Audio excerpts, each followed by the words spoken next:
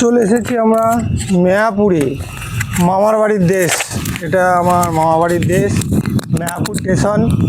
আর দেখতে পাচ্ছ কি অবস্থা, এত মানে শ্যাওলা পড়ে গেছে, শ্যাওলাটাকে মায়াপুরটা ঠিক দেখতে পাওয়া যাচ্ছে না।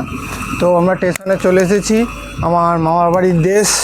খুব ভালো লাগছে, এখানে কত স্মৃতি, কত কি রয়েছে।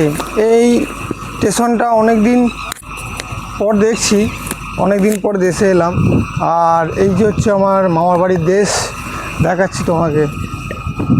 ওয়াও, শুধু ধান আর ধান। এসব ধান আগেতে আমরা গরু গাড়ি করে আসতাম তুলতে, সেসব দিনগুলো এই মুতোডাঙ্গায় এসে মনে পড়ছে। ওই দেখতে পাচ্ছ, এটা হচ্ছে আমাদের মামাদের বাড়ি। তো আমি গেলাম না আর, মামা টাটা করে দিলাম মামাদের বাড়ি থেকে সবাইকে। হয়তো মামা আমার ভিডিওটা দেখবে, কিন্তু মামার সময় নেই যাওয়ার, তাই এখান থেকে একটু ভিডিও করে নিলাম। আর মুতোডাঙ্গায় এসেছি, স্মৃতিগুলো খুবই মনে পড়ে। এখানে আমরা ছোটোবেলায় অনেক আনন্দ ফুর্তি করতাম। এই যে